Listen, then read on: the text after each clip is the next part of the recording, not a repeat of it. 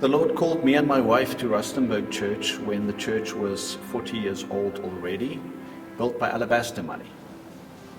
There were 10 people in the church, various reasons why, but I started preaching my heart out, teaching them, training them, and at one stage I did a sermon series about getting out of the boat and obeying, doing the things that we're uncomfortable with.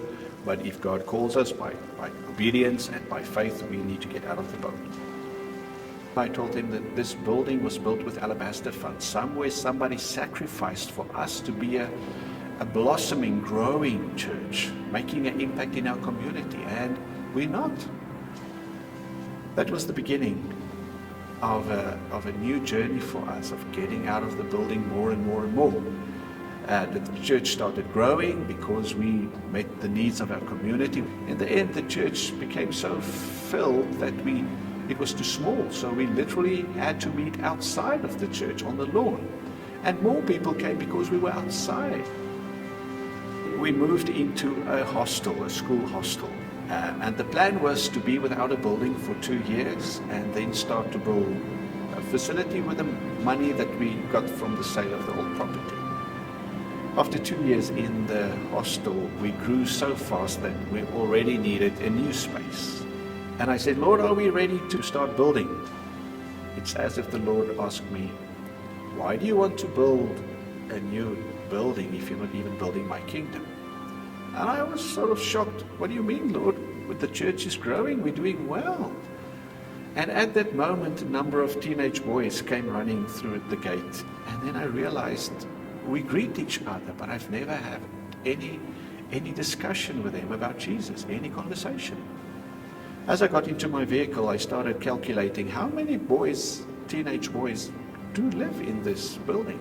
Plus there's 2 schools and another one in close vicinity. How many school children move around this building every day? And I calculated between 3,000 and 4,000 kids every day. We challenged the church. Would it be okay? Would you approve? Would you support us not starting with a building, but getting out of the boat again, going without a building for some more time, and making an impact on children and youth in our community? Unanimously, they supported us.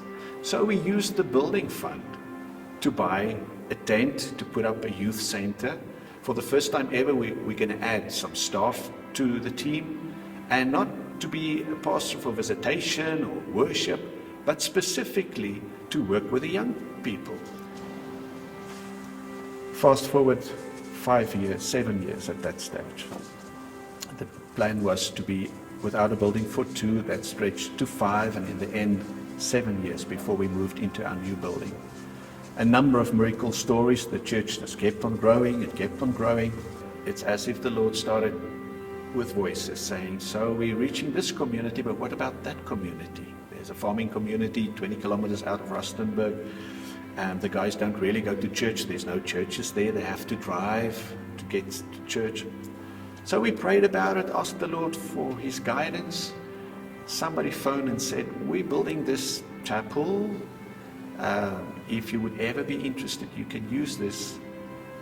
Long story short, they donated a 300-seater church for that farming community. I'm sitting in it right now. We started 18 months ago.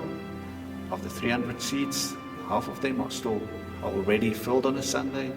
And already we're looking at the next community, another 25 kilometers away, a mining community.